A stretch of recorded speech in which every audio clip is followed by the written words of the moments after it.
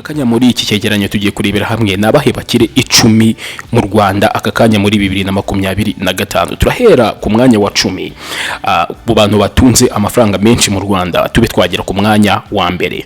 Umukire wa 10 tudatinze bamwita Sina Gerard, abantu benshi murabizi muramuzi. Nukuvuga ngo uyu mugabo bivugwa ko afite miliyoni 12,900 by'amadolari, nukuvuga ngo ni hafi miliyoni 13 z'amadolari, aho amafaranga yiwe cyangwa se ubutunzi bwe abukura mu kuba yarashoye amafaranga yiwe mu gutunganya ibiribwa ndetse no mu buhinzi. Ahangaha nukuvuga ngo ibikorwa bye akenshi byibanda ku buhinzi n'ubworozi ndetse no kuba yatunganya umusaruro ukomoka ku bihingwa byiwe cyangwa se ukomoka ku buhinzi. Noneho umukire wa 9 bamwita Alfred Nkubiri. Alfred Nkubiri bivugwa ko afite miliyoni 36 z'amadolari. Nukuvuga ngo aka kanya ikintu ayaba ayakura cyangwa se ahantu yabakura ubutunzi bwe ni mu buhinzi no n'ifumbire, gutunganya ifumbire no kuyikura hanze akayigemura mu gihugu, n'ibikorwa byo guhinga, ndetse akaba afite n'ibikorwa byinshi by'ubuhinzi byoherezwa mu mahanga. Mu byoherezwa mu mahanga amafaranga yiwe niho abasha kuba yayakura, cyane cyane mu gutunganya ifumbire. Noneho umukire wa 8 bamwita Joseph Mugisha. Joseph Mugisha rero ngo afite amafaranga angahe cyangwa se atunze amamiliyoni angahe y'amadolari? Afite miliyoni 44 z'amadolari. Ahangaha ahantu aba yakura amafaranga yiwe cyangwa se ahantu uyu nguyu Joseph Mugisha akura ubutunzi bwe ni mu bwubatsi cyangwa se construction n'imishinga y'imyubakire.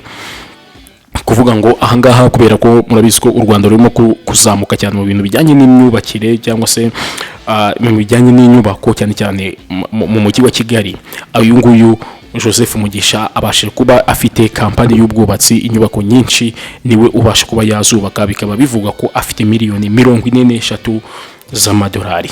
Ku mwanya wa 7 haraza uwo bita Jacques Rusirare. Jacques Rusirare afite amafaranga angahe rero cyangwa se afite amamiliyoni angahe y'amadolari? Afite miliyoni 54 z'amadolari. Kuvuga ngo uyu nguyu Jacques Rusirare ahantu yashoye amafaranga yiwe ni mu nganda, cyangwa se kuba afite inganda zitunganya ibikoresho by'ubwubatsi n'ibindi bikorwa byo kubaka byinshi cyane agiye afite. Ariko cyane cyane afite inganda zitunganya ibikoreshwa mu bwubatsi cyangwa se ibikoresho by'ubwubatsi, ari byo bibiza kuba byamushyira ku mwanya wa 7, aho bivuga ko afite miliyoni 54. Noneho ku mwanya wa 6 haraza uwo twita Colonel Twahirwa Louis Dodo. Uyu Dodo rero abantu benshi muramuzi, bivuga ko afite miliyoni 65 z'amadolari. Miliyoni 35 z'amadolari, aho ahangaha bivuga ko amafaranga ye ayakura mu bijyanye n'ubwubatsi cyangwa se real estate no kuba yakora transport n'ubwikorezi. Akaba afite na microfinance cyangwa se nko twakwita akora mu bintu by'amafaranga.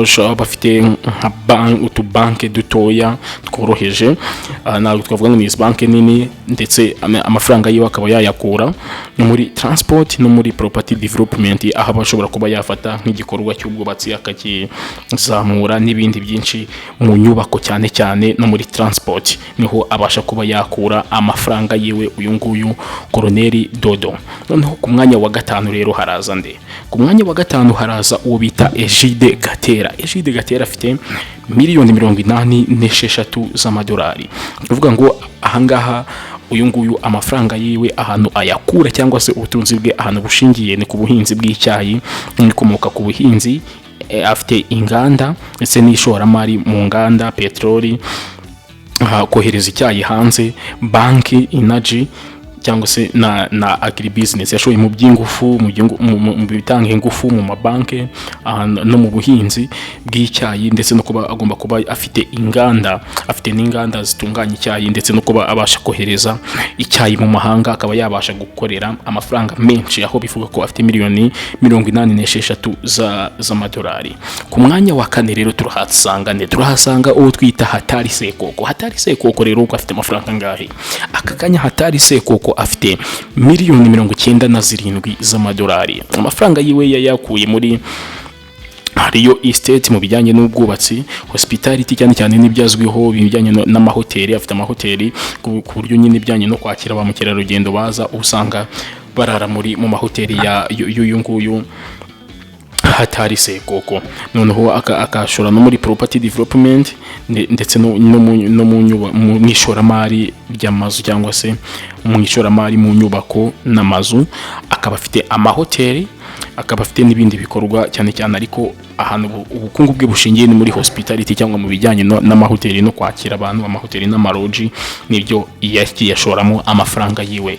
Ku mwanya wa gatatu rero haraza ubita Regis Rugemanshura rero bivugwa ko afite miliyoni 108 nizo uno mugabo Regis Rugemanshura afite, aho uyu mugabo amafaranga yiwe cyane cyane ayakura mu itumanaho, muri telekomu n'itumanaho, cyangwa se kampani ya telefone, akayakura muri finance, mu gushora nyine imari, mu gucuruza amafaranga, noneho imari na serivisi z'imari n'itumanaho. Cyane cyane ngubu ubukungu bwe uno mugabo bushingiye kuri telekomu, cyangwa se ku bijyanye n'itumanaho, ndetse no kuba ashora amafaranga yiwe mu bijyanye na finance, kuba acuruza amafaranga. Bano bantu baba bafite utubanke, bafite amabanke, ashobora kuba yaguriza amafaranga. Noneho rero ku mwanya wa kabiri tudatinze, turahasanga, ntabwo uyu mwanya ni nkaho tutari bubare, ariko umugabo uriho bamwita Tribert Rujugiro, ayabatwaye abashije kuba yava muri ubu buzima mu 2024, aho bivugwa ko afite miliyoni 280 z'amadolari. Uyu nguyu impamvu tutari bumushyire kuri uno mwanya, ariko wenda nubwo akiwuriho, nuko yamaze kuba yava muri ubu buzima, ariko bivugwa ko kubera ko iyo umaze kuba wava muri ubu buzima, umuntu amafaranga wari ufite ntabwo tuba tukiyakubaraho, ko amafaranga wari ufite n'umutungo wawe wose bitutwarwe n'umuryango wawe, ibikorwa byawe byose bita byegurirwa umuryango wawe. Ariko niwe muntu wakavuzwe ko aza ku mwanya wa kabiri mu bantu batunze amafaranga menshi mu Rwanda. Ni ukuvuga ngo ahangaha aho amafaranga yiwe Rujugiro yayakuye, cyangwa se ahantu yabashije kuba yashora imari, ni mu bijyanye n'itabi, tobacco manufacturing and trading. Ni ukuvuga ngo ahangaha we yabaga afite inganda nyinshi zikora itabi no kuricuruza, agashora muri niyo estate, abafite inyubako nyinshi zitandukanye,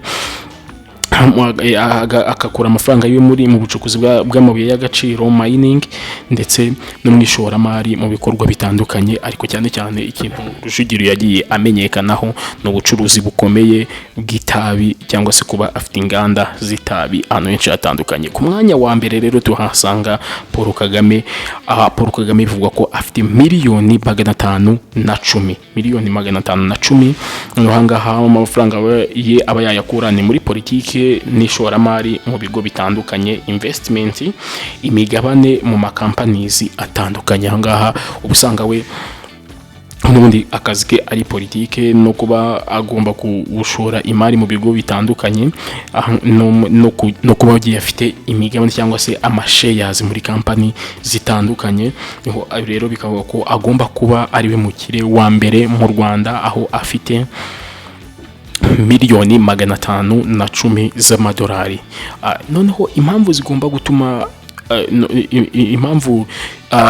aya makuru cyangwa se runo rutonde, ni ukuvuga ko tutavuga ngo ni ihame, kubera yuko abantu bagiye biyongera, bafite miliyoni nyinshi z'amadolari mu Rwanda bagiye biyongera, ariko uru ni rwo rutonde ryagaragara. Hari n'abantu baba batabasha kuba bagaragaza amafaranga yabo, atabasha kuba yajya ahabona ngo tube twabibona aho byanditse, cyangwa se ku bushakashatsi bwakozwe.